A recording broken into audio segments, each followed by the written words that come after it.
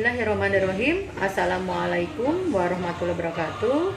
Saya mengucapkan selamat hari jadi Dharma Wanita Persatuan yang ke-22.